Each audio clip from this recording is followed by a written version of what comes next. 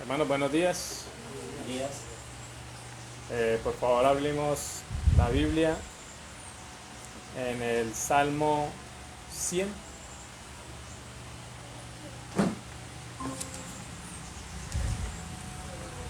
Leemos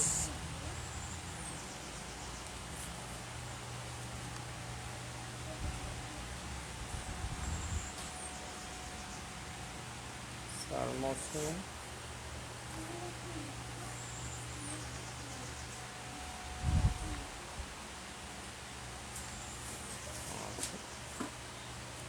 Salmo 100.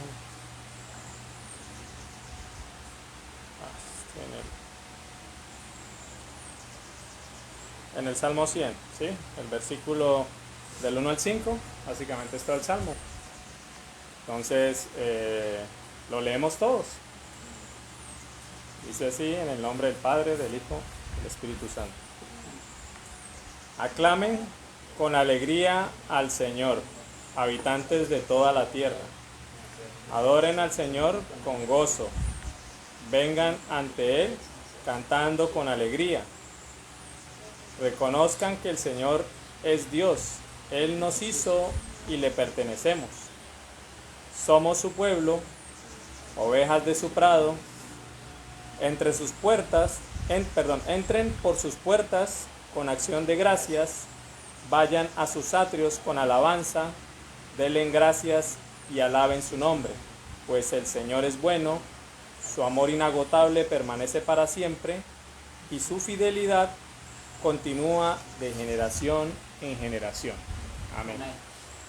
Bueno, hermano, pues vamos a meditar un momento sobre este salmo, ¿no? Que acabamos de leer, ¿no? Vemos en el versículo 1 cómo el salmista hace una invitación universal, ¿no? A alabar a Dios, ¿no? Aclamen con alegría al Señor, habitantes de toda la tierra, ¿no? Hace un llamado general, ¿no? Luego podemos ver cómo en el Salmo, en el versículo 2, dice aquí, adoren con gozo, ¿no? Vengan ante Él cantando con alegría, ¿no? El servicio de adoración al Señor pues debe ser una expresión de gozo y de alegría, ¿no? No debe sentirse como una obligación el estar acá o el adorarlo, ¿no? En el verso 3, el pasaje del salmista nos dice, aquí hay una declaración de fe, ¿no? Dice, reconozcan que el Señor es Dios, Él nos hizo y le pertenecemos, ¿no? Pues aquí vemos como el salmista nos dice o hace una declaración de fe reconociendo que Dios es el creador, ¿no? Absolutamente de todo, ¿no? Incluso de nosotros mismos. Como también nosotros hacemos parte de su pueblo, dice, le pertenecemos, somos su pueblo y ovejas de su prado, ¿no? Cuando habla de ovejas de su prado, pues denota allí como un pastor cuida de sus ovejas, las protege, las guía, ¿sí? Esto mismo hace el Señor con nosotros, ¿no? Al hacernos parte de su pueblo. En el versículo 4 del Salmo dice, entren por sus puertas con acción de gracias, vayan a sus atrios con alabanza, ¿no? Entonces aquí nos llama a entrar, ¿cierto? A la casa del Señor con acción de gracias y se vayan a sus atrios con alabanza, ¿no? Los atrios eran como una especie, eran unos lugares que tenían los judíos como una especie de patios, ¿cierto? Donde allí se realizaban el culto y la adoración al Señor, ¿no? Y finalmente, el versículo 5 dice, el Señor es bueno, su amor inagotable permanece para siempre y su fidelidad continúa de generación en generación, ¿no?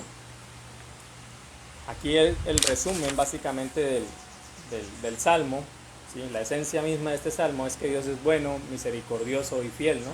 Por esto mismo están todos los seres humanos llamados a alabar su nombre, ¿sí? Y más aún su pueblo, ¿no?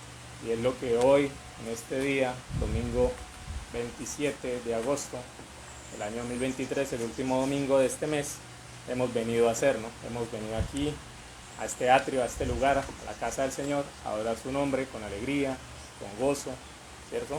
porque Dios es bueno, es misericordioso, es fiel, ¿cierto? Siempre ha sido así y siempre lo será. Entonces, hermanos, vamos a orar. Amado Señor, Padre Celestial, te damos gracias una vez más, Señor, por este día, por tu bendición, Padre, por permitirnos estar reunidos en este lugar, Señor. Gracias porque hemos venido a alabar, a adorar tu nombre, Señor, en todo momento. Gracias, Señor, porque has dispuesto en nuestros corazones, Señor, eres tú quien ha hecho la obra, Señor, en nuestras vidas. Has puesto allí sobre nuestras vidas, sobre nuestros corazones, el querer venir, Señor, allí en la virtualidad, el poder escuchar, Señor, a través de las redes, a través de estos medios que tú has suministrado, Dios, para que tu palabra se extienda en todo momento, Señor, que no haya un rincón del mundo entero donde tu palabra no llegue, Señor. Gracias por cada uno de estos medios, Señor. Padre, oramos por los hermanos que vienen en camino, oramos por los que están en sus hogares, en sus diferentes actividades, Señor, para que los guardes, para que tu palabra, Señor, también llegue allí a sus corazones, a sus vidas, Señor. Te damos gracias, oh Padre amado, en esta mañana, Señor. Oramos para que tu palabra, la palabra que traes hoy, Señor, a nuestras vidas, sea de bendición. Nutra nuestro espíritu, oh Dios, que nos alimente, Señor. Que no se vaya vacía, que permanezca en nuestros corazones, Señor. Que lo recordemos en todo momento, Padre amado. Bendice la vida del pastor, oh Dios. Te damos gracias, Señor. En el nombre de Cristo Jesús, oramos. Amén y amén. Amén. Hermano, buenos días a los hermanos que acaban de llegar. Hermanos, pues estamos aquí en este domingo, último día del mes, ¿no? Hemos venido todos aquí a orar a nuestro Dios, a alabarlo. Y vamos a pasar al punto de la confesión de pecados, ¿no? Bueno, aquí la confesión de pecados, pues todos sabemos que en nuestros hogares debemos siempre confesarlos, ¿no? Día a día, que pues fallamos, ¿no? Pero en este momento, aquí cuando nos reunimos, pues es necesario para darle gracias a Dios por todo lo que nos ha dado en el transcurso de la semana, para poderlo alabar, para escuchar su palabra, ¿cierto? Entonces vamos a el Salmo 32 y vamos a leer del versículo 1 al 5. Salmo 32, versículo 1 al 5. Entonces lo podemos leer alternado. Yo leo un versículo, ustedes leen otro. Dice la palabra del Señor. Vemos que siguen llegando nuestros hermanos.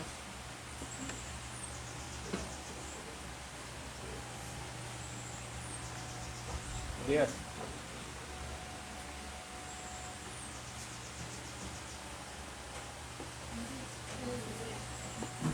Dice el Salmo 32, del 1 al 5. Bienaventurado aquel cuya transgresión ha sido perdonada y cubierto su pecado. Bienaventurado el hombre a quien el Señor no culpa de iniquidad y en cuyo espíritu no hay engaño. Mientras callé, se envejecieron mis huesos en mi gemir todo el día. Porque de día y de noche se agravó sobre mí tu mano, se volvió mi verdor en sequedades de verano. Mi pecado te declaré y no encubrí mi iniquidad. Dije, confesaré mis transgresiones al Señor y tú perdonaste la maldad de mi pecado. Amén. Bueno, hermanos, aquí en estos versículos, estos 5 versículos que hemos leído básicamente, vemos cómo el salmista aquí hace una descripción, ¿no?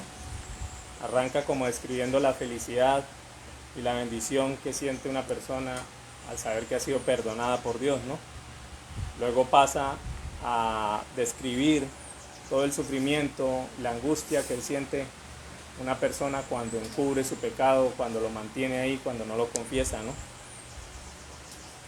Y finalmente muestra el alivio que esta persona experimenta cuando finalmente ha confesado, se ha arrepentido, ¿no? Ante el Señor. Entonces vamos a orar. Vamos a confesar nuestros pecados. Oremos.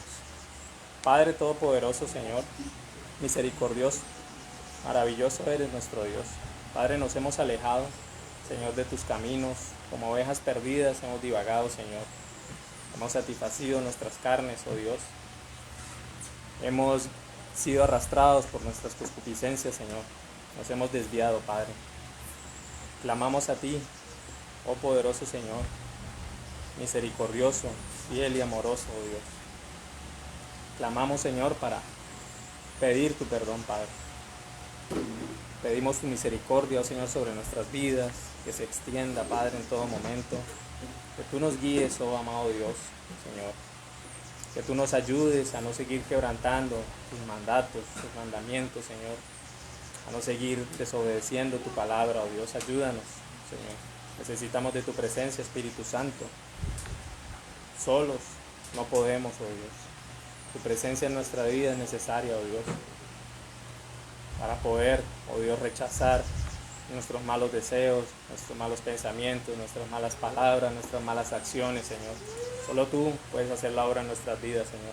Solo tú nos puedes guiar, Padre amado, siempre por tus caminos, siempre obedeciendo, Señor, siempre haciendo lo correcto ante tus ojos, oh Padre amado.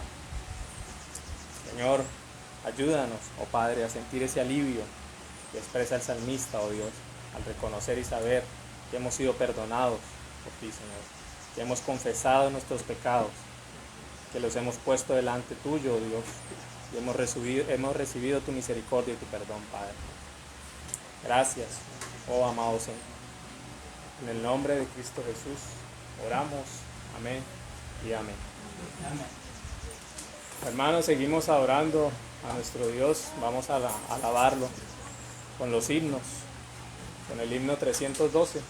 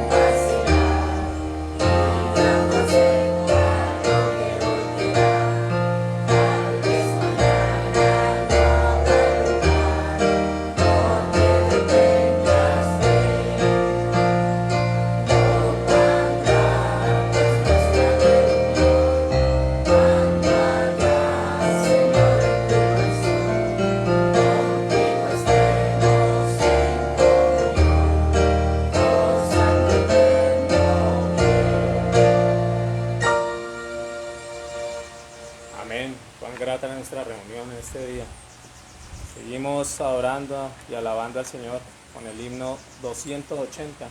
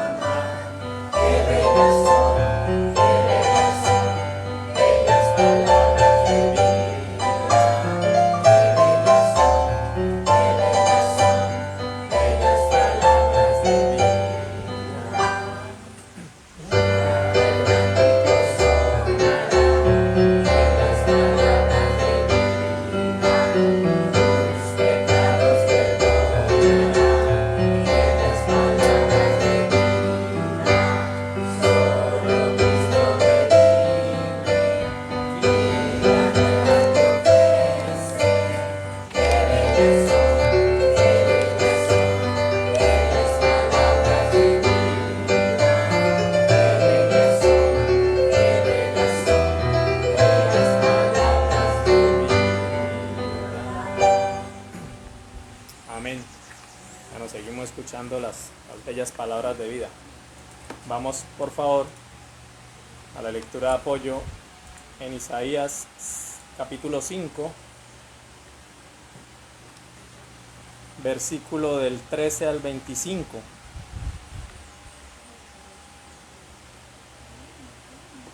Dice así la palabra del Señor. Por tanto, mi pueblo fue llevado cautivo porque no tuvo conocimiento, y su gloria pereció de hambre, y su multitud se secó de sed. Por eso ensanchó su interior el Seol, y sin medida extendió su boca, y allá descenderá la gloria de ellos. Y su multitud, y su fausto, y el que en él se regocijaba. Y el hombre será humillado, y el varón será abatido, y serán bajados los ojos de los altivos. Pero el Señor de los ejércitos será exaltado en juicio, y el Dios santo será santificado con justicia. Y los corderos serán apacentados según su costumbre, y extraños devoran los campos desolados de los ricos. Ay de los que traen la iniquidad con cuerdas de vanidad, y el pecado como con coyundas de carreta, los cuales dicen: venga ya, apresúrese su obra, y veamos, acérquese y venga el consejo del Santo de Israel, para que lo sepamos. Ay de los que a lo malo dicen bueno, y a lo bueno malo, que hacen de la luz tinieblas, y de las tinieblas luz, que ponen lo amargo por dulce, y lo dulce por amargo. Ay de los sabios en sus propios ojos, y de los que son prudentes delante de sí mismo. Ay de los que son valientes para beber vino, y hombres fuertes para mezclar bebida, los que justifican al impío mediante cohecho, y al justo quitan su derecho. Por tanto, como la lengua del fuego consume el rastrojo, y la llama devora la paja, así será su raíz como podredumbre, y su flor se desvanecerá como polvo, porque desecharon la ley del Señor de los ejércitos, y abominaron la palabra del Santo de Israel. Por esta causa se encendió el furor del Señor contra su pueblo, y extendió contra él su mano, y le hirió, y se estremecieron los montes, y sus cadáveres fueron arrojados en medio de las calles. Con todo esto no ha cesado su furor, sino que todavía su mano está extendida. Amén. Hermanos, a continuación, el pastor con el culto dominical infantil. Gracias, Manuel. Bien, amados hermanos, pero muy buenos días. Damos gracias al Señor por esta mañana. Sean todos ustedes bienvenidos. Y bienvenidos nuestros amigos que nos visitan en el día de hoy. Bienvenida. ¿Nos regala su nombre, por favor? Mauren. Mauren, bienvenida. Y tenemos a la pequeña María Paz. Muy bien. Son bienvenidas entonces a este lugar. Todos mis hermanos que domingo a domingo han estado aquí con nosotros. Mis hermanos allí en la virtualidad que en el día de hoy están también en conexión. Sea el Señor obrando de manera especial en todos nosotros como parte de su pueblo, y quienes obviamente hemos sido invitados en esta mañana a participar de nuestra adoración a aquel que vive por los siglos de los siglos. Así de que sean todos bienvenidos, mis hermanos allí en los perfiles de Facebook. La gracia del Señor sea sobre cada uno, y esperamos que hoy su palabra sea predicada, sea extendida, ella misma corra y sea glorificada, como debe ser. Así es de que vamos a reflexionar un poco allí en el sermón infantil. Hoy nos corresponde la pregunta número 61, ahí la tienen ustedes en pantalla. Esta pregunta dice: ¿cómo alcanzaron salvación los justos que vivieron antes de la venida de Cristo? Respondemos: por la fe en un Salvador que había de venir. Es una pregunta que obviamente algunos de una u otra manera se formularon en algún momento. Hace un tiempo atrás tuve una conversación con alguien que me decía: los antiguos no fueron salvos, o sea, ellos estaban en un lugar por allá, no salvos, hasta que vino Cristo y murió, y ahí sí ellos fueron salvos. O sea, antes no fueron salvos, y Cristo vino y después fueron salvos. Esa era de pronto la tesis que tenía este caballero. Y en buena medida tuvimos alguna conversación hasta que surgió una pregunta.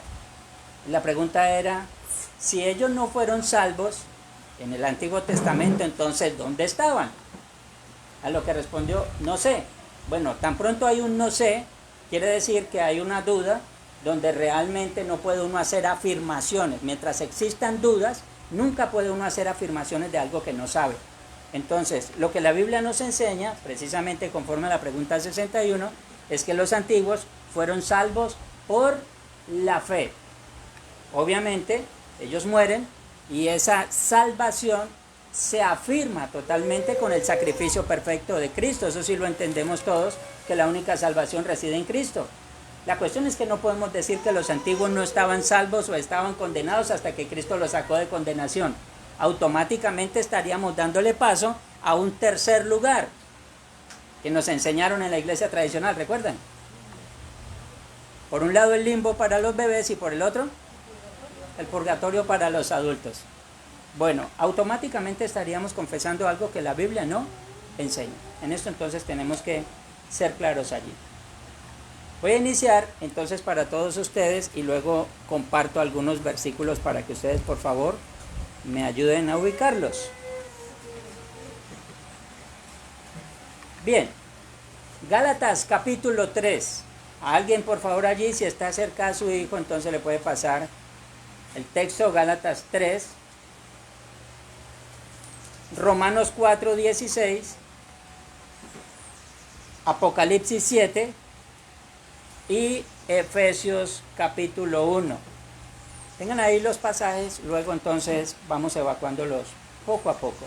Gálatas 3, Romanos 4, Apocalipsis 7 y Efesios 1. Listo, ahí vamos entonces a dar inicio a lo que nos corresponde en el día de hoy.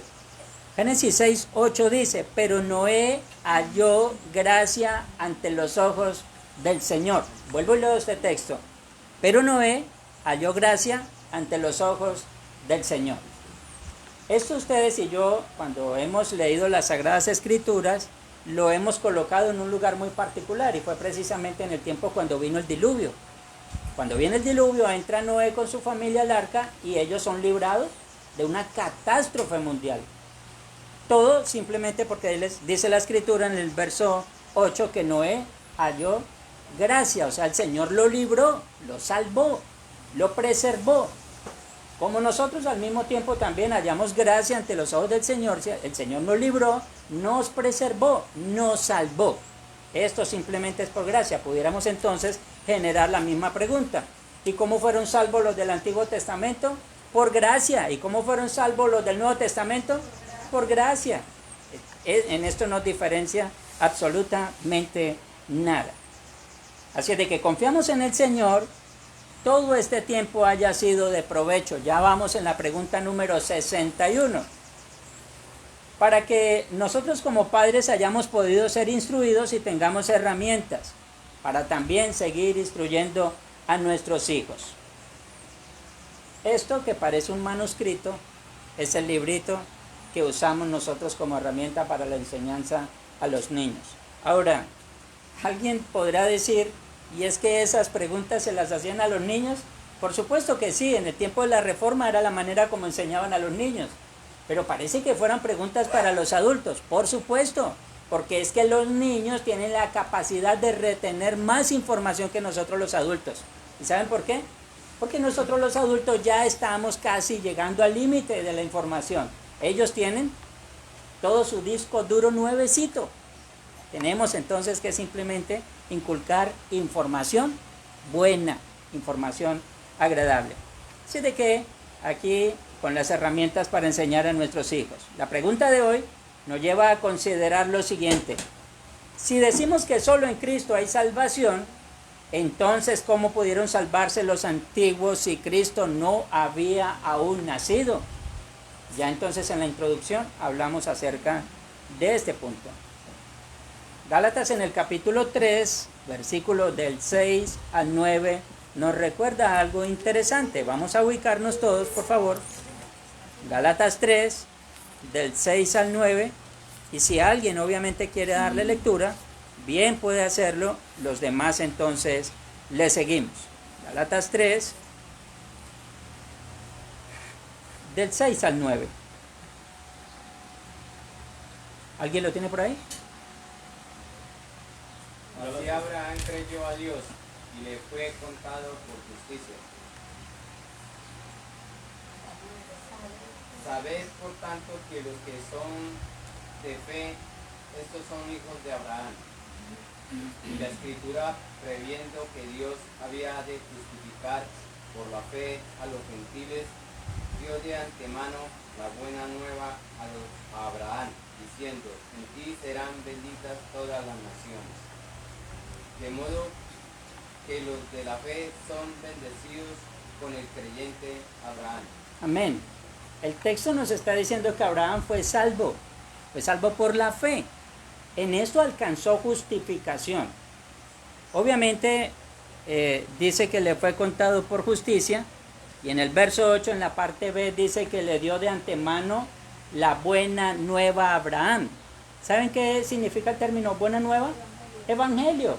O sea, el Señor le dio el evangelio a Abraham. ¿Para qué? Para que nosotros sigamos las pisadas por la fe de nuestro padre Abraham. Por eso, obviamente, como lo vamos a leer más luego, somos bendecidos en el creyente Abraham, dice el verso 9, y al mismo tiempo somos descendientes espirituales de Abraham por la fe. Esto entonces lo vamos a citar un poco más luego. Debemos comprender que los antiguos tenían una común fe como la nuestra. Era el mismo Espíritu Santo que obraba en esos corazones. Aunque tenemos que entender que en aquella ocasión venía de una forma temporal o intermitente, aún así obraba en los creyentes. Obraba en los corazones de ellos, capacitándoles para creer. Así es de que ellos tenían fe, ellos creían. La cuestión es que, lo vamos a mirar un poquito más adelante, ellos miraban en fe hacia adelante, ¿cierto? Una promesa se dio y ellos miraban hacia adelante en fe al cumplimiento de la promesa. Y nosotros miramos ¿hacia dónde? Hacia atrás, porque la promesa ya se cumplió.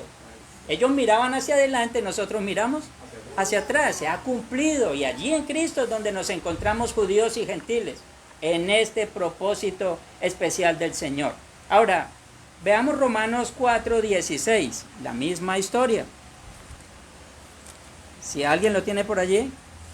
Por tanto, es por fe, para que por la gracia, a fin de que por la promesa sea firme para toda la descendencia, y no solamente para los que es de la ley, sino también para la que es de la fe de Abraham, la cual es padre de todos nosotros. ¿Cómo termina diciendo el versículo ahí?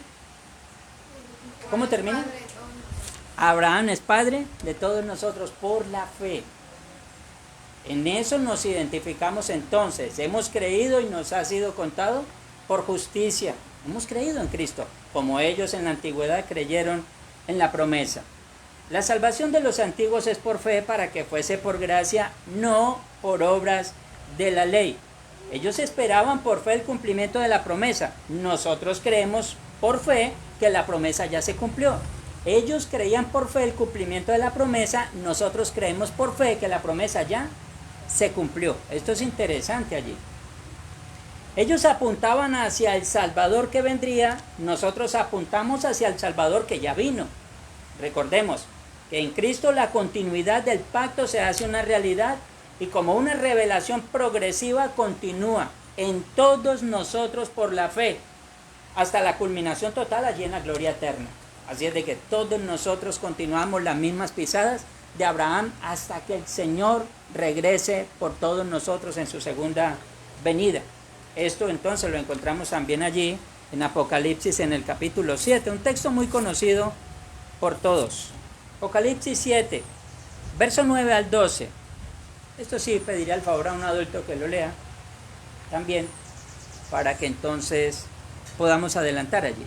Del 9 al 12, Apocalipsis 7, promesa para todos nosotros, promesa final. ¿Alguien lo tiene? esto miré y he aquí una gran multitud, la cual nadie podía contar, de todas naciones y tribus y pueblos y lenguas, que estaban delante del trono y en la presencia del Cordero, vestidos de ropas blancas y con palmas en las manos, y clamaban a gran voz diciendo: la salvación pertenece a nuestro Dios que está sentado en el trono y al Cordero. Y todos los ángeles estaban en pie alrededor del trono, de los ancianos y de los cuatro seres vivientes, y se postraron sobre sus rostros delante del trono y adoraron a Dios, diciendo: Amén. La bendición y la gloria y la sabiduría y la acción de gracia y la honra y el poder y la fortaleza sean a nuestro Dios por los siglos de los siglos. Amén. Muy bien.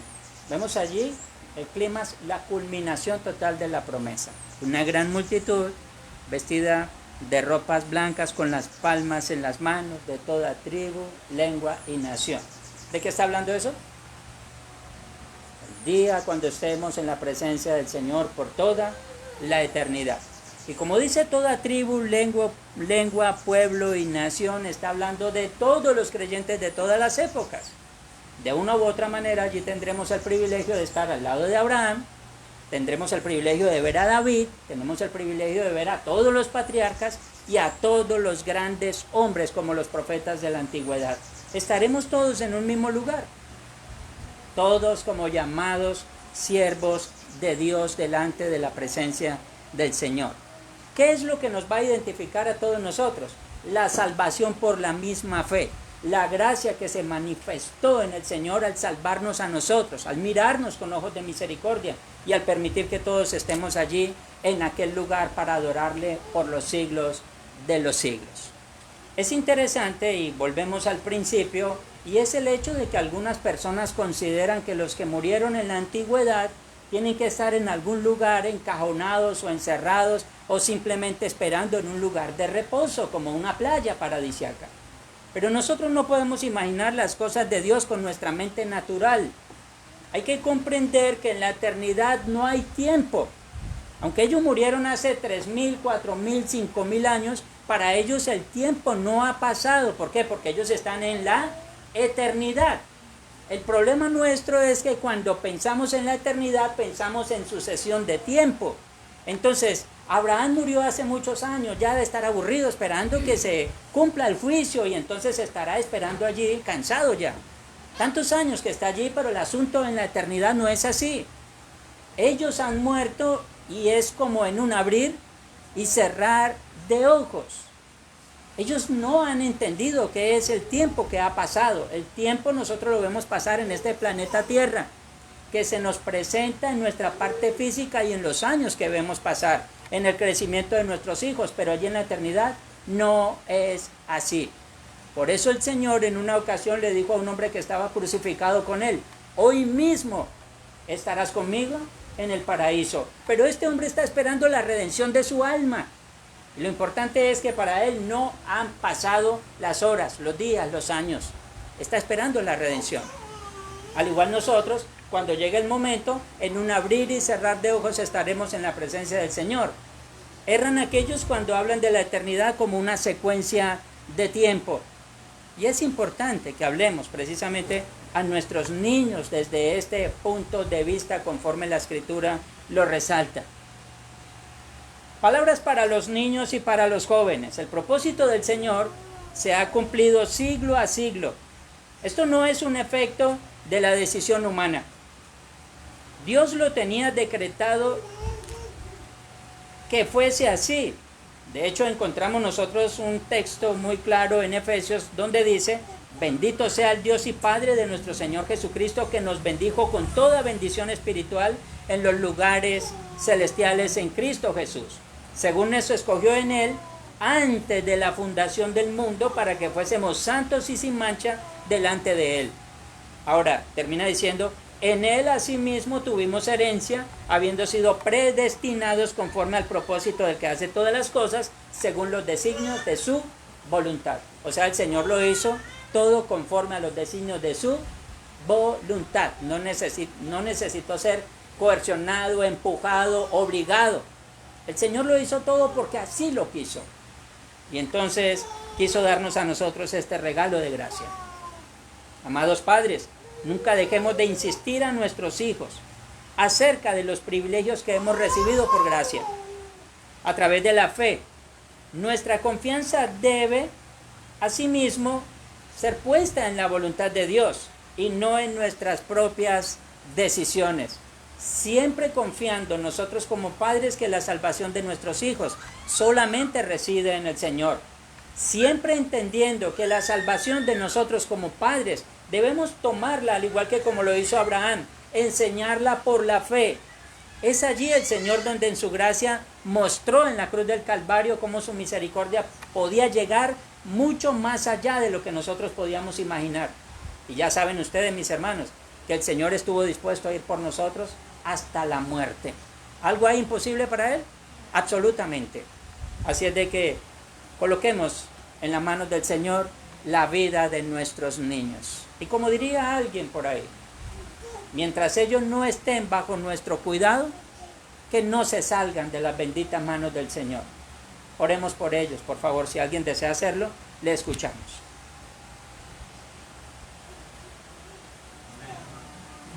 Oremos. Padre Celestial, te damos gracias por darnos el privilegio Bendito su nombre, Señor. para instruir a los más pequeños.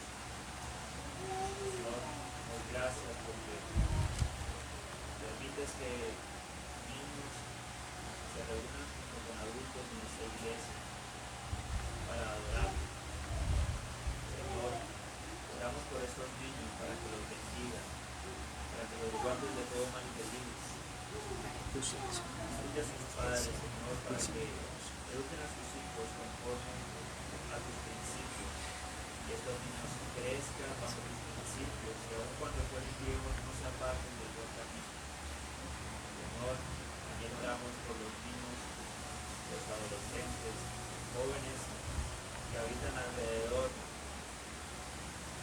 para que los guardes de todos los peligros que se presentan en nuestra sociedad, la drogadicción,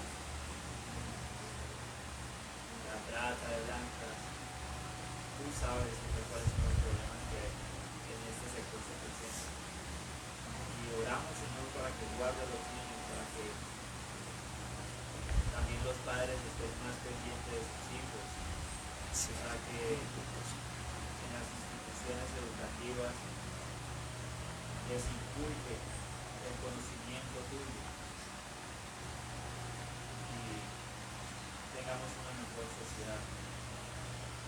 Señor, guárdalos también de las ideologías que son repugnantes para ti, Señor, como la ideología de género. Guárdalos, Señor, de toda filosofía engañosa. Que tu conocimiento presente sus corazones y que siempre anden por el buen camino. En nombre de Cristo, amén. Amén, Señor, una vez más queremos darte las gracias. Gracias por esta mañana. Por la pregunta resuelta en el día de hoy, Señor. Gracias por tu misericordia, porque en ti es donde encontramos el descanso y la paz que necesita nuestra alma, Señor. Te pedimos que nos ayudes como padres para saber instruir a nuestros niños, Señor. Que podamos nosotros utilizar estas herramientas en favor, Señor, de que tu pueblo y las futuras generaciones específicamente sean preparadas. Por eso encomendamos este tiempo en tus manos y rogamos, Señor, que trates con cada uno de nuestros corazones. Abraham lo sacaste de Ur de los Caldeos, una tierra pagana, como también sacaste a David de detrás del rebaño, Señor, y lo llevaste al trono de Israel. Para ti no hay nada imposible, Señor. Llamaste a los que estaban desvalidos, llamaste, Señor, a los que se encontraban en lugares de prominencia y los colocaste a tu servicio, Señor. Por eso pedimos, Padre bendito, para que obres en nuestros corazones como padres y en el corazón de nuestros hijos también, Señor. Los encomendamos en tus manos en esta mañana y rogamos, Señor, que seas propicio a cada una de nuestras necesidades. Gracias porque encontramos en ti el consuelo, la paz, el perdón de nuestros pecados, la justificación para nosotros, pero también la esperanza de vida eterna. Gracias por tu sacrificio y por la paz que envías a nuestros corazones una vez más, por la gracia tuya en Cristo Jesús tu Hijo, nuestro Salvador. Amén y amén. Muy bien, mis hermanos.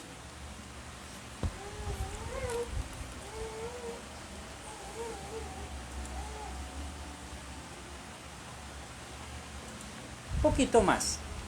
El tema de la crianza de los niños lo hemos conversado en algunas otras ocasiones.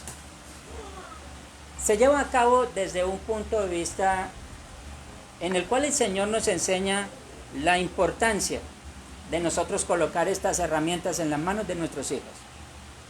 Así es de que las herramientas, en primer lugar, dice la Escritura que las armas de nuestra milicia no son carnales, sino que son poderosas en Dios para la destrucción de fortalezas.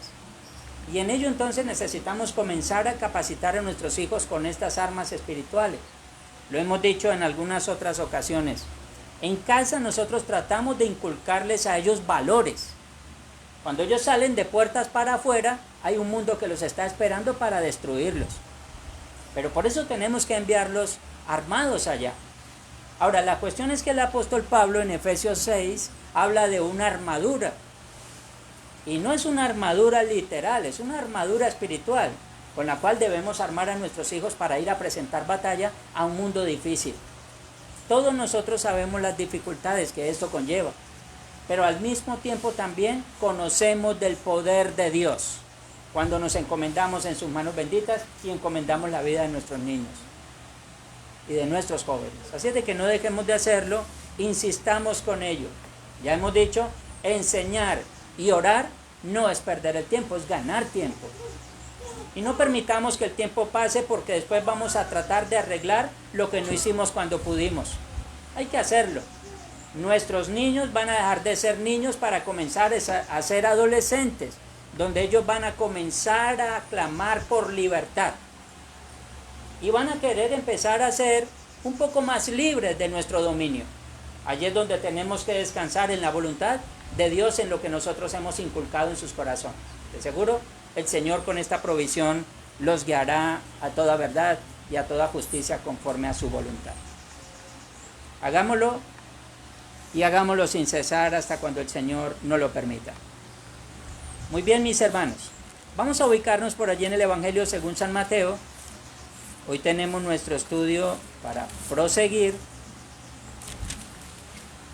La semana anterior Maureen estuvo conectada con nosotros, escuchó la primera parte, hoy vamos a ir a la segunda parte. Esta es una confrontación fuertísima del Señor. Y decíamos la semana anterior, muchos eruditos han llegado a la conclusión de que estas palabras no pudieron brotar de los labios del Señor. Ya lo dijimos. El Señor que está hablando en el capítulo 23 de Mateo fue el mismo en que capítulos anteriores sacó del templo a una cantidad de malvados que habían allí. Y lo sacó de una manera que no era como muy respetuosa. Pero el Señor estaba reclamando lo que es suyo. Por eso el Señor dice, esta es mi casa. Y en mi casa no pueden hacer lo que quieran. Y lo sacó de allí. Así es de que vemos al Señor allí en el capítulo 23. Hoy tenemos que continuar allí. Vamos a estar ubicados a partir del verso 23 hasta el final. Voy simplemente a dar lectura y luego entonces vamos avanzando. Dice así las Sagradas Escrituras. Hay de vosotros, escribas y fariseos hipócritas, porque diezmáis la menta y el eneldo y el comino y dejáis lo más importante de la ley, la justicia, la misericordia y la fe. Esto era necesario hacer sin dejar de hacer aquello. Guías ciegos, que coláis el mosquito y tragáis el camello.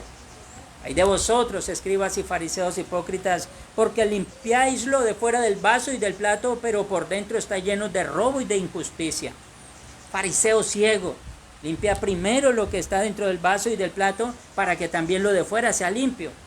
Hay de vosotros, escribas y fariseos hipócritas, porque sois semejantes a sepulcros blanqueados, que por fuera la verdad se muestran hermosos, mas por dentro están llenos de huesos de muertos y de toda inmundicia.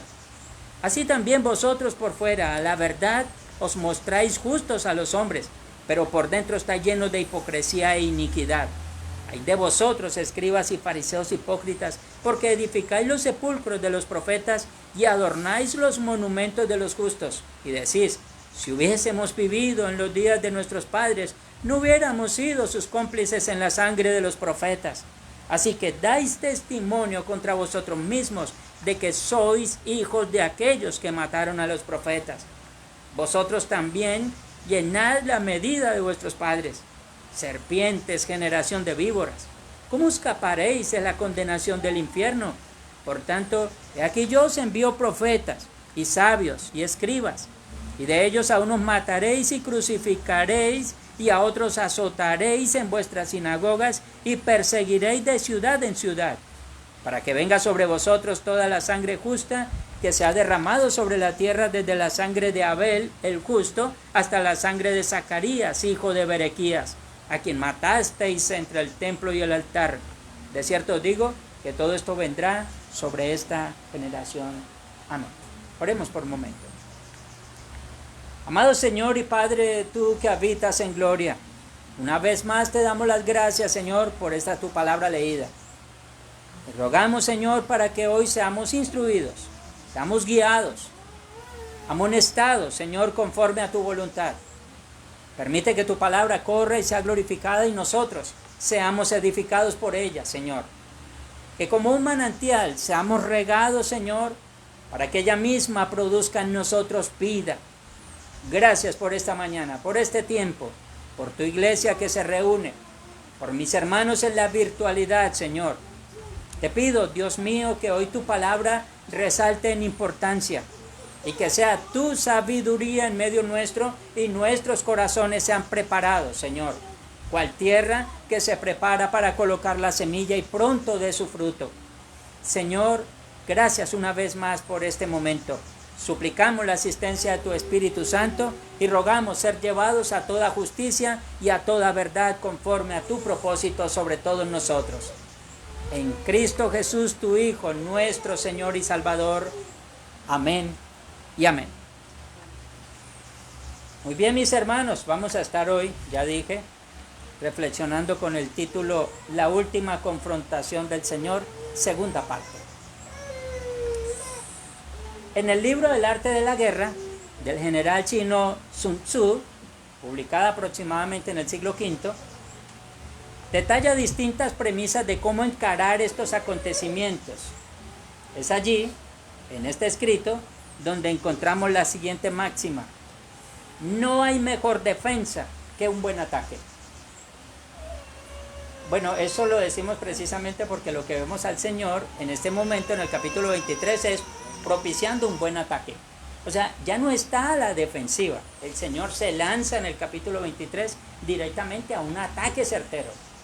Y lo hace obviamente desenmascarando estas circunstancias que Él venía diciendo desde el principio. Ahora, como estamos viendo, al Señor tomar la ofensiva, y esto sonaría para algunos como que, ¿por qué el Señor tuvo que salir en ataque? Esto no es demasiado fuerte al ver las expresiones que Jesús usa allí en el capítulo 23. Mateo solamente incluye ampliamente este ataque, concentrado contra las autoridades religiosas judías que se encontraban en ese momento. Muestra entonces al Señor como un apologista feroz, dispuesto a hacer enemigos cuando la causa lo demandara. Y la verdad, obviamente, la causa era importante y también era apremiante, ya que lo que se trataba allí era el contraste entre los valores del reino de los cielos y la forma superficial de la religión que ya había sido desenmascarada en múltiples ocasiones. Recordemos que el Señor Jesús en estos momentos está a pocas horas de ser entregado. Así es de que el Señor tenía que utilizar cada minuto que le quedaba. Ya iba a ser entregado y obviamente después de que le iban a echar mano a él, no le iban a dejar decir absolutamente nada. De hecho, por eso vemos que al Señor le hacen un juicio injusto. Solamente recibió acusaciones, pero no recibió defensa por ninguna parte. La cuestión es que todas las acusaciones contra el Señor fueron infructuosas, no tenían ni pies ni cabeza, de tal manera que el Señor tuvo que condenarse a sí mismo, no le encontraron falta alguna. De tal manera que allí vemos al Señor utilizando toda la argumentación en momentos en los cuales ya Él iba a ser entregado. Tenía que utilizar muy bien su tiempo. Así de que vez tras vez el Señor los exhibió ante el pueblo como aquellos que se agradaban a sí mismos, se alababan a sí mismos, se gloriaban en sí mismos y no lo hacían en el Señor. O sea, simplemente era una religión superficial, o sea, una religión de fuera y no de dentro. Esto lo vemos en todo el contexto. En este momento crucial, el blanco eran los escribas. Como ya habíamos hablado en alguna otra ocasión, estos eran los intérpretes de las escrituras y de la tradición rabínica. Y también contra los fariseos, un partido religioso al cual pertenecía la mayoría de los escribas. Estos entonces se dedicaban a la observancia escrupulosa de la legislación rabínica. O sea, ellos estaban mirando punto por punto, eran jueces, mirando punto por punto, diciendo, tú has fallado en este punto, tú fallaste en este, tú lo hiciste en aquel. Eran bastante rigurosos en culpar a otros. Por eso dice el Señor que ataban cargas a los hombros de los hombres que ellos ni con un dedo querían moverlas. Ya ustedes saben todo lo que habíamos hablado anticipadamente. Así de que estos aparentaban, hablando en general, ser personas sinceras con una intachable moral. Y el ataque de Jesús da la impresión, aparentemente, de ser áspero y de ser un poco injusto. O sea, cualquier persona diría, pero ellos están tratando de buscar la verdad. Ellos están tratando de hacer el bien. Ellos oran en las esquinas de las plazas. Ellos hacen largas oraciones en las sinagogas. Ellos hacen cosas buenas, o sea, son buenas personas. ¿Y cómo es posible que el Señor haya venido a atacarlos de esta forma? No es algo injusto. ¿Por qué el Señor entonces no vino a darles palabras de ánimo en esta condición? Ahora, recordemos que el Señor no solamente miraba las acciones exteriores, sino que el Señor conocía las intenciones del corazón y sabía muy bien lo que ellos eran por dentro. Por eso el Señor lanza, sin ser áspero y sin ser injusto, una acusación real. El interés del Señor no era tanto la actuación de estas personas como individuos, sino más bien con el sistema de observancias religiosas que estos sostenían y que estos querían imponer al pueblo esclavizándoles. Es fácil, ustedes lo saben, cuando alguien está en un lugar de prominencia y entonces agarra a los que están abajo y les aplican una cantidad de impuestos diciendo que es necesario para la nación, cuando ellos realmente no pagan ni un centavo. Fácil, ¿cierto? Esto era lo que hacían ellos. Entonces lo único que hacían era colocar cargas, pero ellos no aplicaban ninguna de esas. Exteriormente la persona, lo que veía en ellos eran a unos hombres con unos ropajes largos y aparentaban piedad.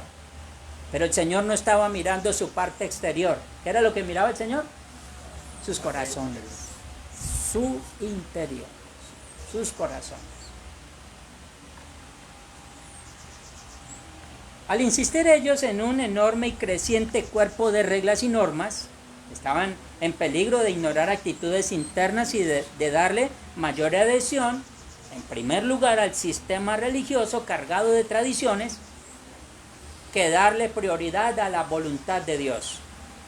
Fue este engaño consciente lo que los hacía, según la palabra favorita del evangelista Mateo, unos completos hipócritas, como lo encontramos en todo el contexto.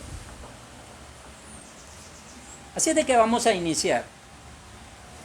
La semana pasada terminamos en el cuarto ay, vamos al quinto ay.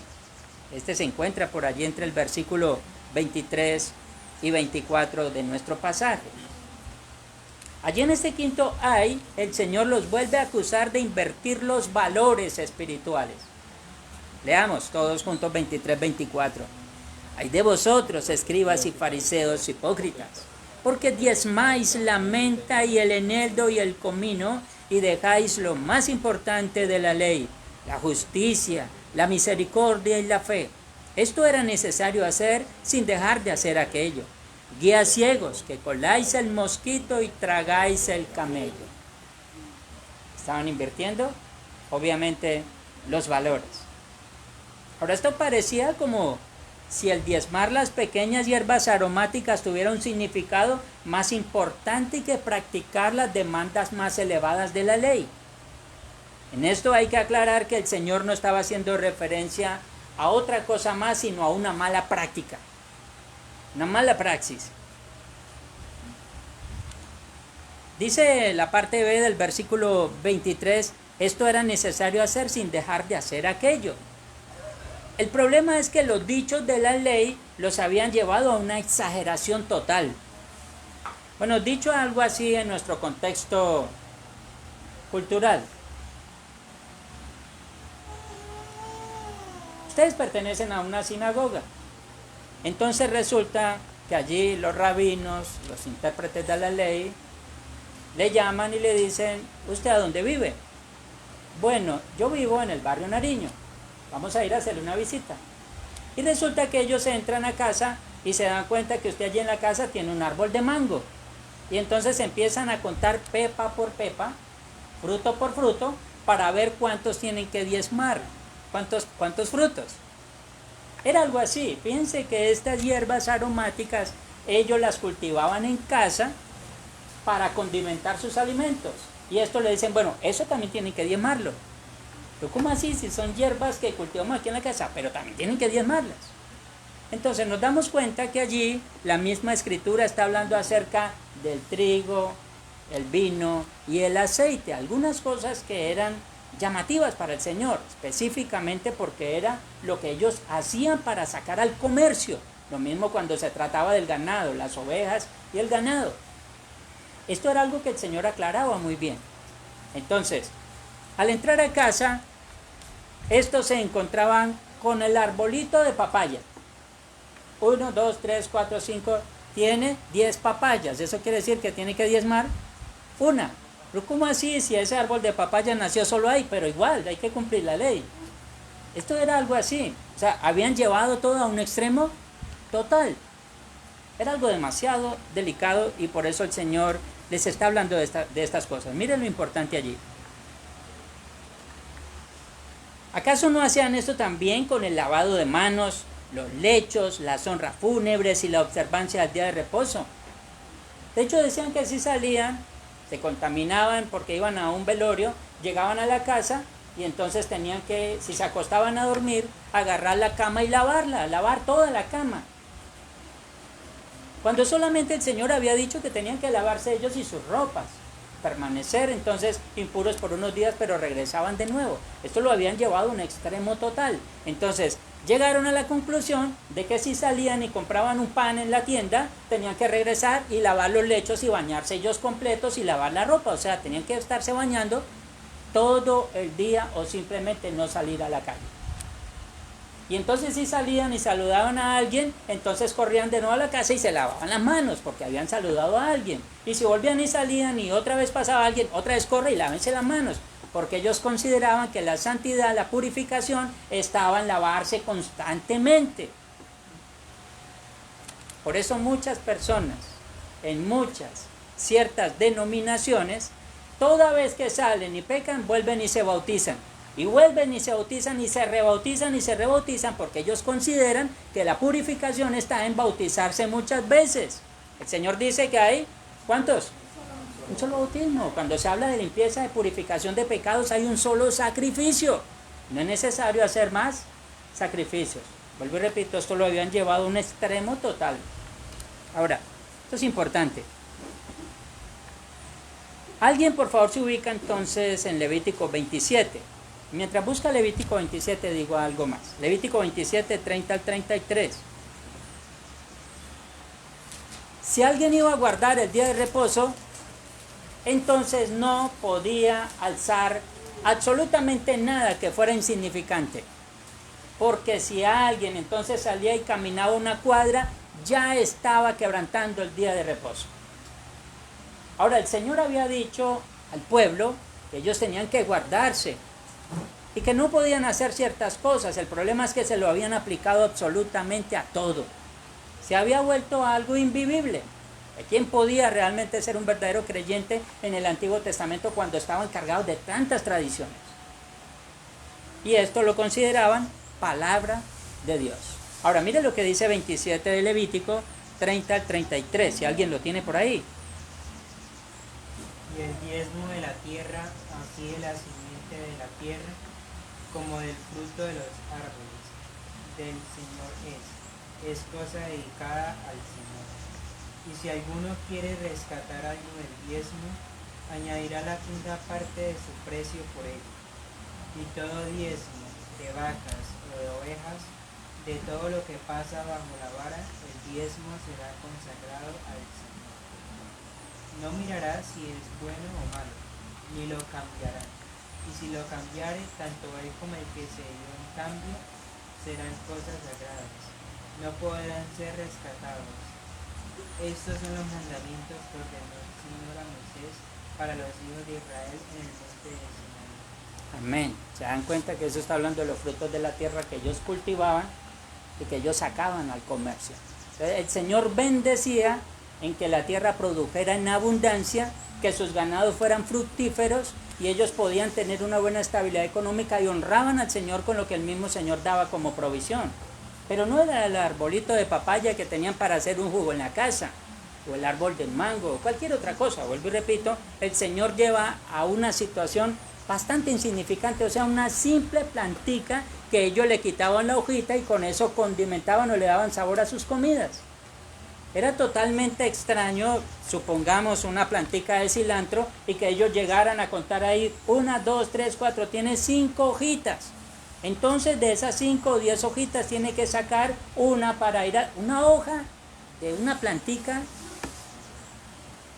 de cilantro. O sea, ¿qué sentido tenía? Y el Señor lo lleva hasta ese extremo diciendo, hasta allá llegaron ustedes con la frialdad que tienen en el corazón de aplicar cargas a los hombros de los demás de esta forma tan horrenda.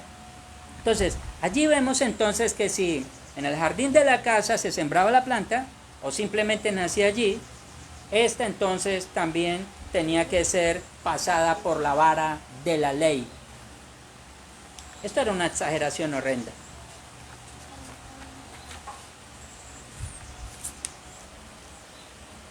Escuchaba hace poco a algunas personas hablando acerca de este tema. Los niños eran llevados a cierto lugar de reunión. Los papás entonces les regalaban para que por el camino ellos se comieran lo que quisieran. Algo así como decirle uno al niño, váyase a la escuela dominical y entonces le vamos a dar 2,000 pesitos o 1,000 pesitos para que usted se tome una agüita por el camino. Si le da sed, compre un agua que vale 1,000 y se la toma. Entonces resulta que estas personas estaban diciéndole a estos niños, pues si su papá le da 1,000 pesos para el agua, acuérdese que tiene que diezmar de ahí. De los 1,000 pesos que papá le dio para el agua. Esto no va a ser personas espirituales. Esto lo que va a hacer es personas diezmadoras y no más. ¿Saben qué eran los fariseos? Eran buenos diezmadores, pero eran muy malos piadosos, eran malos espiritualmente hablando, es lo que el Señor está acusando. O sea que ellos habían hecho el acto más importante que la motivación. El acto más importante que la motivación. Y obviamente lo habían llevado hasta este punto de vista. Miren algo que dice el profeta Miqueas allí en el Antiguo Testamento. Voy a leer para ustedes lo que cita allí en el capítulo 6. ¿Con qué me presentaré ante el Señor y adoraré al Dios Altísimo? Me presentaré con holocaustos, con becerros de 1 año. ¿Se agradará el Señor con millares de carneros o 10,000 arroyos de aceite? Daré mi primogénito por mi rebelión, el fruto de mis entrañas por el pecado de mi alma. Hombre, Él te ha declarado lo que es bueno. ¿Y qué pide el Señor de ti? Solamente hacer justicia y amar misericordia y humillarte ante tu Dios. Esto ya dije, se encuentra en Miqueas 6, del 6 al 8. El profeta está diciendo, hablando acerca del pueblo. ¿Con qué nos vamos a presentar? ¿Entregaremos las escrituras de la casa? ¿Daremos todas nuestras posesiones? ¿Abriremos el corazón y lo entregaremos? Esto no sirve absolutamente de nada si no va acompañado de una verdadera piedad. Ahora, ni la justificación ni la salvación se ganan con diezmos, con sacrificios o con ofrendas de paz. Estos se ofrecían en acción de gracias por las bendiciones de Dios. Esto quiere decir que uno no gana la salvación con dinero. El dinero simplemente se ofrece por agradecimiento de lo que Dios nos ha dado. El rey David decía, esto simplemente, de lo recibido de tu mano, de eso mismo te damos. El Señor primero bendice al pueblo para que el pueblo agradezca a su Señor, no al revés. Esto es lo que estaban haciendo, obviamente era una pirámide multinivel. Primero llevemos el dinero y después esperemos que se nos multiplique. Ustedes se dan cuenta que todavía eso se observa en el día de hoy, en el fariseísmo moderno, ¿cierto? Entonces la cuestión es que tenemos que tener mucho cuidado con ello. El Señor no estaba diciendo que nosotros nunca debemos dejar de darle al Señor, no está diciendo eso. Lo que debemos enseñar claramente conforme a las Escrituras es que todo tiene que partir de un corazón temeroso de Dios. Allí entonces dice, si yo me presentara, dice Miqueas, con todas estas cosas, entonces el Señor simplemente me hace caer en cuenta que Él me declaró lo que es bueno y lo que es justo. ¿Qué es lo que nos pide? Hacer justicia, amar misericordia y humillarnos ante nuestro Dios. Si ellos hubiesen hecho lo primero sin dejar de hacer lo segundo, simplemente hubiese sido una acción meramente humana, que no hubiera conducido obviamente a ninguna parte. El apóstol Pablo hace referencia a este punto en el capítulo 13 de 1 Corintios. Ahora, antes de leer el pasaje voy a aclarar algo. Algunos dirían, pero este pasaje está hablando de otro tema, o sea, del amor, que tiene que ver con este tema. Veamos por un momento lo dicho por el apóstol Pablo. Si yo hablase lenguas humanas y angélicas y no tengo amor, dice la Escritura, vengo a ser como metal que resuena o címbalo que retiñe. Y si tuviese profecía y entendiese todos los misterios y toda ciencia, y si tuviese toda la fe de tal manera que trasladase los montes y no tengo amor, nada soy. Y si repartiese todos mis bienes para dar de comer a los pobres, y si entregase mi cuerpo para ser quemado y no tengo amor, de nada me sirve. Ahora, nosotros podemos preguntarnos, ¿toda esta rigurosidad en la observancia de estas tradiciones era realmente por amor a Dios y al prójimo? ¿O para qué lo hacían?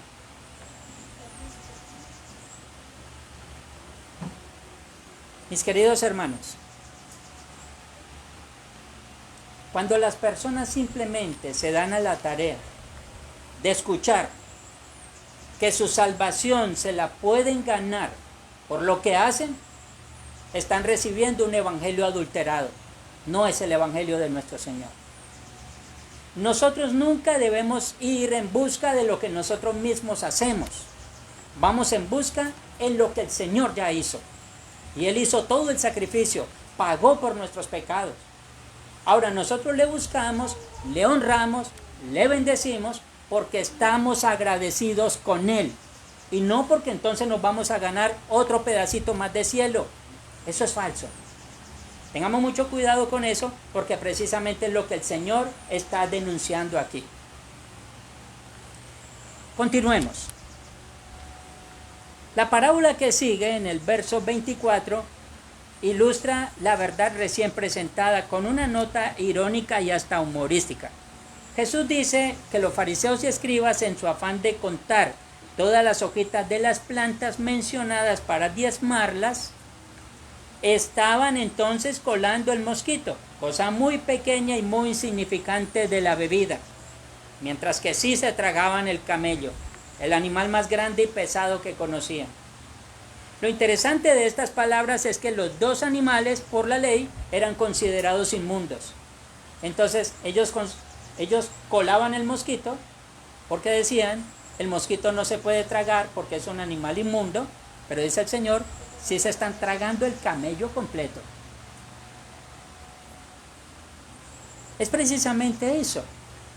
Cuando nosotros dejamos de colocar nuestra mirada en las Escrituras y empezamos a colocar la mirada en conceptos y filosofías humanas. Todos nosotros tenemos que pasarlo por el filtro. ¿Cuál es el filtro? La palabra de Dios. Todo lo que nosotros escuchemos. Es ahí donde encontramos verdaderamente la guía y la instrucción que todos nosotros necesitamos. Con estas palabras, obviamente el Señor cierra este ciclo, hablando de la aparente generosidad de estos personajes. Pasando el Señor de la comida a los utensilios usados para comer. En esto se basa el sexto ay, el cuidado exagerado para cumplir con los ritos externos. La limpieza ceremonial. Mientras que obviamente estaban descuidando su propia limpieza moral. Un texto en el Antiguo Testamento dice que aunque nos lavemos con jabón de lavadores o nos lavemos con lejía, igualmente el pecado va a permanecer. Ustedes y yo podemos meternos en un río y llevarnos un frasco grande de jabón y bañarnos porque lo que queremos es que el pecado se vaya río abajo. Mire, podemos durar un mes metidos ahí. Nos vamos a deshidratar y nos vamos a enfermar de estar metidos en el agua y no se va a ir ni un solo pecadillo. Porque la limpieza no se maneja de esa forma. Recordemos que para ello el Señor nos dejó su preciosa sangre, que dice la Escritura que nos limpia de todo pecado. Entonces eso es una de las cosas que encontramos nosotros allí en las Escrituras. Pero mire lo que dice entonces el versículo 25 y 26. Ay de vosotros, escribas y fariseos hipócritas, porque limpiáis lo de fuera del vaso y del plato, pero por dentro estáis llenos de robo y de injusticia. Fariseo ciego, limpia primero lo que está dentro del vaso y del plato, para que también lo de fuera sea limpio. O sea, limpiar primero lo de adentro, para luego limpiar lo de fuera. Y el Señor está utilizando algo figurado. Está hablando de un vaso y de un plato. Pero realmente el Señor está hablando de nosotros mismos. Podemos limpiarnos por fuera. Ya dije, meternos a un río por un mes. Pero si no nos limpiamos por dentro, de nada nos sirve. Es lo que el Señor está diciendo precisamente allí. Ambos ejercicios, obviamente, son importantes. Pero el Señor está enfatizando otra vez la prioridad de la condición del corazón. Limpia primero el interior, para que también el exterior se haga limpio. Y esto lo aclaro porque entonces no vamos nosotros a decir, bueno, si estoy limpio por dentro no necesito bañarme. El asunto no es ese. Obviamente tenemos que hacernos aseo adentro y hacernos aseo afuera también. Es lo natural. Bien. El verso 26 dice lo siguiente. Fariseo ciego, limpia primero lo dentro del vaso y del plato, para que también lo de fuera sea limpio. Con gran rapidez el Señor Jesús pasa de lo figurado a lo literal. El exterior del vaso y del plato representa la vida, representa la conducta exterior. Mientras que el interior del vaso y plato representa la vida interior, o sea, su vida espiritual. La fachada de los fariseos era impecable, pero por dentro estaban llenos de robo y desenfreno. Recordemos entonces las palabras del profeta Isaías, que luego las citó nuestro Señor Jesucristo una vez más, diciendo: este pueblo de labios me honra, mas su corazón está lejos de mí, pues en vano me honran, enseñando como doctrinas mandamientos de hombres. Lo honraban de labios para afuera, pero en su corazón estaban totalmente alejados del Señor. Bueno, esto obviamente está tomándolo el Señor allí, hablando acerca del lavamiento de las vasijas. El Señor allí ratifica que el punto de partida en la limpieza moral de la vida es el corazón. Cuando se limpia el corazón, la limpieza exterior se manifestará natural y espontáneamente. Recordemos que la misma escritura dice, de la abundancia del corazón, lo que hay en el corazón es lo que nosotros somos exteriormente. Así es de que exteriormente el ser humano, como sucedía con estos fariseos, se presentaban limpios y puros por fuera, pero por dentro realmente estaban totalmente contaminados. ¿Para qué entonces sirve vivir un cristianismo de apariencia? Solamente como un espectáculo circense para ser vistos por los hombres. ¿Acaso no es más importante agradar a Dios? Lo demás simplemente es pura añadidura. Eso es todo.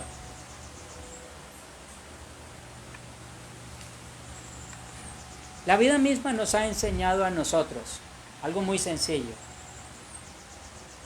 Los abuelos antiguamente decían, caras vemos, corazones no sabemos. Eso obviamente estaba haciendo referencia a que nosotros podemos ver a una persona exteriormente. Lo que nunca podemos decir de alguien que conocemos exteriormente es que lo conocemos interiormente. Que a veces nosotros preguntamos, ¿usted conoce a fulano de tal? ¿Lo ha visto una sola vez? Y el otro le pregunta si ya lo conoce. No lo conozco. No sé quién es. De hecho, esto es tan complicado que ni siquiera nosotros mismos llegamos al pleno conocimiento de qué somos nosotros y quiénes somos. Por eso es que el Señor nos está enseñando a conocernos a nosotros mismos. ¿A la luz de qué? De las Escrituras. Obviamente esto lo único que mostraban era su parte exterior. Continúa el Señor extendiendo su idea usando figuradamente los sepulcros. Va más abajo todavía en lo que está diciendo. Recordemos que estaba hablando acerca de que ellos colaban el mosquito y se tragaban el camello. Luego el Señor entonces les habla de la limpieza de los utensilios. Es mejor limpiarlos por dentro que ponernos a limpiarlos solamente por fuera. Y luego entonces se va a los sepulcros. Por fuera son bien pintaditos y se ven hermosos. ¿Pero qué hay por dentro? Huesos y muerte. Bien, esto es entonces a lo que llega el Señor. Estos sepulcros se exhibían cuando los visitantes iban llegando a la ciudad en la celebración de la Pascua o cuando se hacían festividades allí en la ciudad de Jerusalén. Allí entonces se basa el séptimo ay. ¿Saben que cuando llegaba la fecha, entonces comenzaban ellos a hacer arreglos, como sucede naturalmente en diciembre en casi todas las ciudades de Colombia? Llega diciembre y todo el mundo pintando. Pero nadie pinta en junio. Siempre es en diciembre. ¿Por qué? Porque nosotros queremos exteriorizar el espíritu de la Navidad, la fiesta, y que todo tiene que ser bonito. No importa que nos estén cobrando 3 y 4 veces más cara la pintura, lo importante es que todos pintan. Y si todos pintan, pues nosotros también pintamos. Esto es lo que se quiere hacer como apariencia. La cuestión es que estos entonces cuando se iban llegando las festividades, agarraban a pintar todos los sepulcros. Y cuando la gente iba entrando a la ciudad, veía todo blanco y todo hermoso. O sea, la ciudad está muy hermosa. Claro, ellos sabían que estaban esperando a los visitantes. ¿Y los visitantes qué traían? Dinero. Entonces hay que colocarle una buena visión al visitante. Bien, allí se basa entonces el séptimo ay.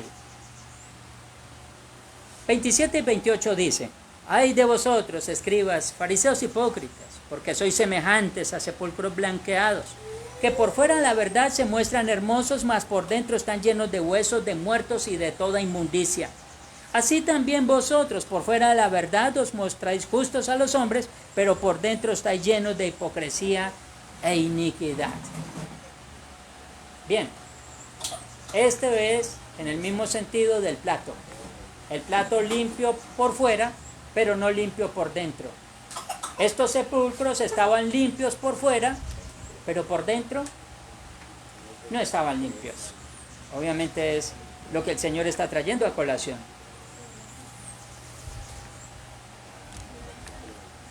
Salmo 5:9 dice: porque en la boca de ellos no hay sinceridad, sus entrañas son maldad, sepulcro abierto es su garganta, con su lengua hablan lisonjas.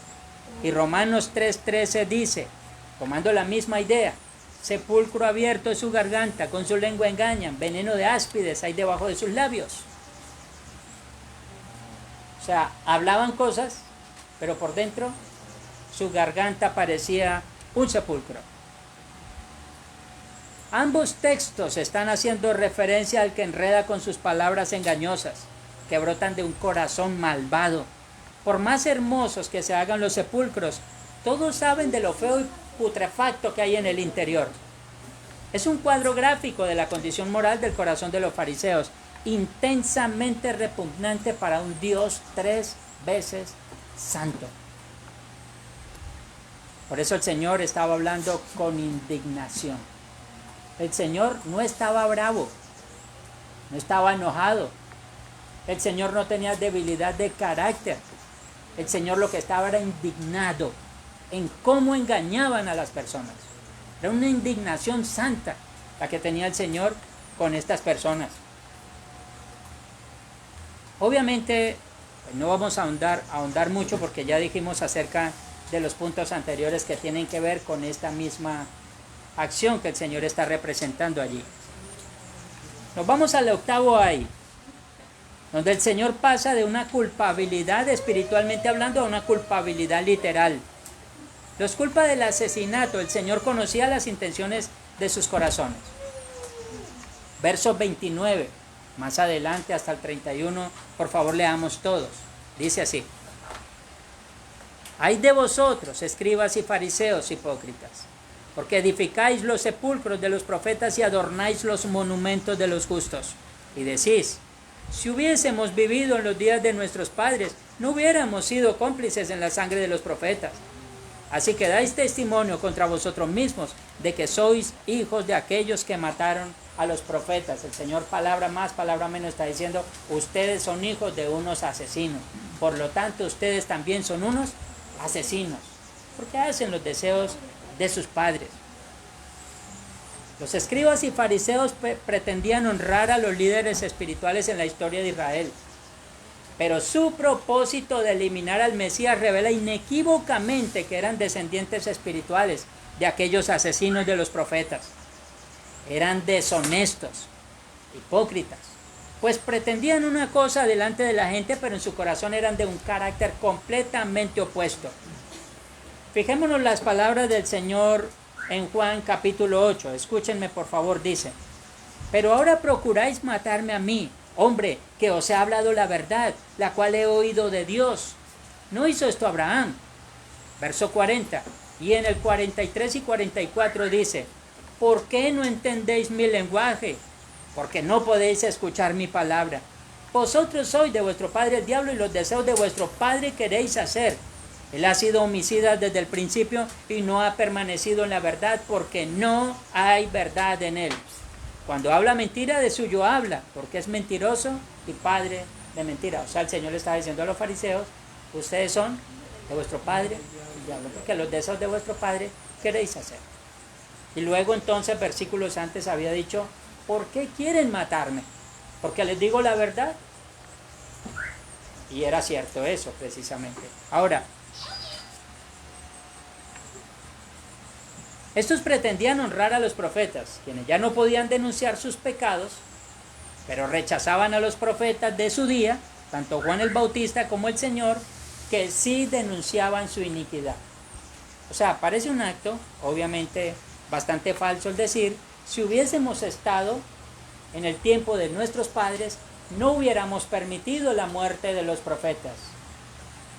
Si ellos hubiesen estado en el tiempo de sus padres, también hubieran participado. ¿Por qué? El Señor está diciendo: porque es que ustedes quieren matarme a mí. ¿En qué se diferencian ustedes de sus padres? Son totalmente iguales. Ahora, esto lo vamos a ver allí en el verso 32 más adelante. Solamente faltaba que se llenase la medida de sus padres. Verso 32. Vosotros también llenad la medida de vuestros padres. O sea, son iguales. Tienen la misma forma de actuar, la misma forma de pensar. ¿Cuál era el último acto que tenían que hacer? Matar al Hijo de Dios. Ya habían matado a los profetas, los habían perseguido, asesinaron a muchos en la antigüedad, y ellos eran descendientes de ellos. Ahora iban directamente por el profeta mayor, el más grande de todos. También lo iban a asesinar.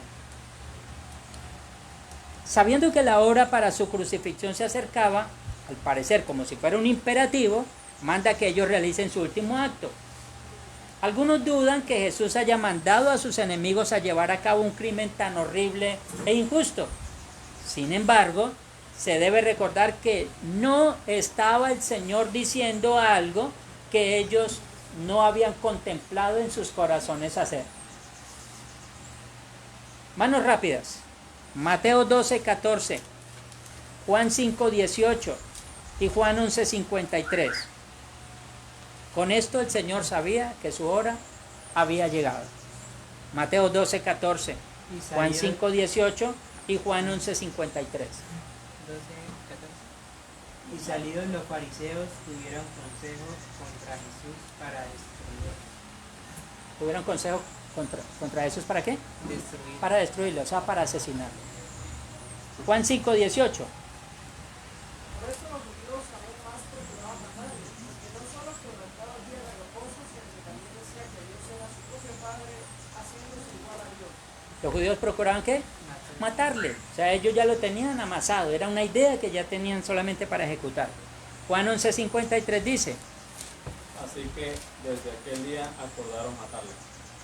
Listo. El Señor simplemente les está diciendo, recordemos algo que le dice a Judas. Lo que has de hacer, hazlo pronto. Así está entonces diciendo, ustedes son descendientes de aquellos que mataron a los profetas y ustedes ya han llenado la medida de sus padres. ¿Por qué? Porque en su corazón ya eran unos asesinos. Ya lo eran. Solamente el Señor está diciendo, falta que ejecuten lo que ya en los corazones hay. Su hora había llegado. Finalicemos entonces en los últimos versículos que nos quedan. Serpientes, generación de víboras, ¿cómo escaparéis de la condenación del infierno? Por tanto, he aquí yo os envío profetas y sabios y escribas, y de ellos a unos mataréis y crucificaréis, y a otros azotaréis en vuestras sinagogas, y perseguiréis de ciudad en ciudad, para que venga sobre vosotros toda la sangre justa que se ha derramado sobre la tierra, desde la sangre de Abel, el justo, hasta la sangre de Zacarías, hijo de Berequías, a quien matasteis entre el templo y el altar. De cierto os digo que todo esto vendrá sobre esta generación. Amén. Y ahí, entonces, el complemento de todo lo dicho anteriormente. El Señor está ratificando que la historia se repite. Está a punto de completarse la medida que ya había sido llenada por sus antepasados.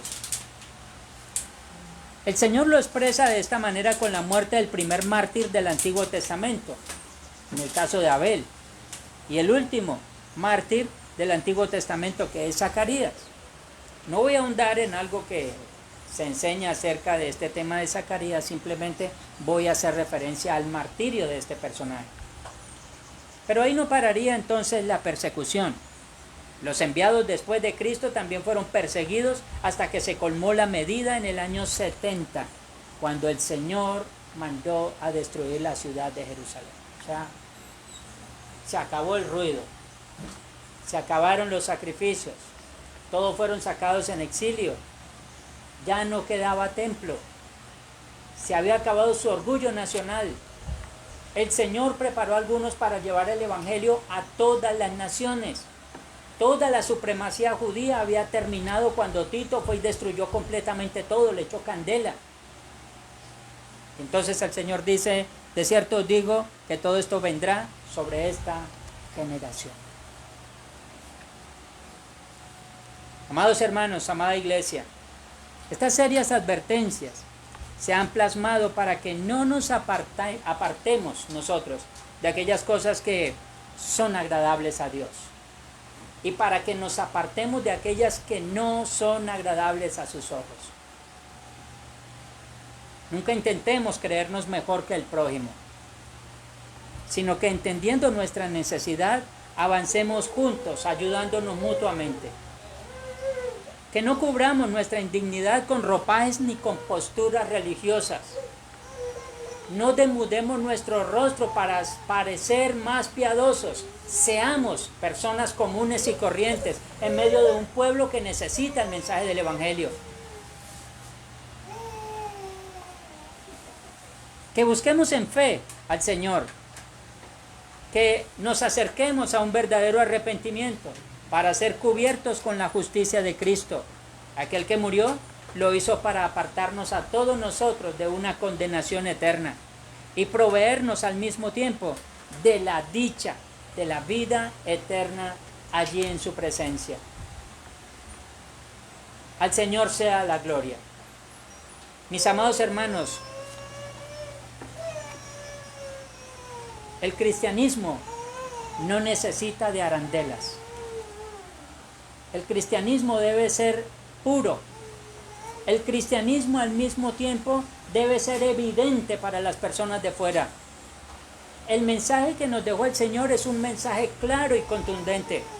No necesitamos nosotros adornarlo. Con que tomemos las escrituras y las leamos, con eso precisamente estamos llevando lo que el pueblo necesita. Recordemos que la palabra de Dios es viva, no es muerta. Y ella va a hacer la obra en el corazón de aquellos a quienes nosotros se la transmitamos. Allí es donde nosotros debemos descansar. No pensemos que a través de posturas religiosas, a través de actos que nosotros podamos hacer, verdaderamente vamos a parecer más interesantes a aquellos que lo necesitan. Vivamos como el Señor vivió. Seamos humildes como el Señor nos enseñó. Hagamos las cosas como para el Señor, no para nosotros. Nunca busquemos sacar adelante una denominación. Busquemos siempre que el nombre del Señor sea glorificado. Lo demás es añadidura. Siempre enseñemos con verdad y nunca busquemos tratar de enseñar de la manera que el hombre quiere escuchar. Simplemente transmitamos el mensaje tal y como está. De lo demás se encargará el Señor. A Él sea la gloria por los siglos de los siglos. Amén. Oremos. Dios mío, Señor bendito, Rey de toda gloria. Aquí estamos, Señor, delante de ti. Habiendo culminado ya este capítulo 23 del Evangelio según San Mateo. Fuerte, contundente, directo. Señor, donde nosotros debemos comenzar a pesar no a los intérpretes, no a los fariseos, sino mirarnos a la luz de las Escrituras, a la luz de tus palabras. Señor, guárdanos de no caer en una condición así, Señor. Ayúdanos verdaderamente a vivir un evangelio en humildad, Señor, en dependencia de ti. Que podamos descansar, Señor, en tu voluntad. Que podamos al mismo tiempo también, Señor, llevar el evangelio con confianza y seguridad. Dios mío, a aquellos que lo necesitan. Perdónanos, Señor, si no lo hemos hecho de una forma agradable a ti. Y ayúdanos a prepararnos con las herramientas suficientes, Señor, para que tu nombre sea glorificado. Quiero encomendar este tiempo en tus manos benditas y el corazón de cada uno de quienes han escuchado en esta mañana, Señor. Por eso quiero encomendar nuestras vidas en tus manos y suplicar que siga siendo propicio a cada uno de nosotros. Damos gloria, honra, alabanza y adoración a tu santo y poderoso nombre. Gracias por esta mañana y gracias por este tiempo, Señor, en Cristo Jesús, tu Hijo, nuestro Salvador. Amén y amén.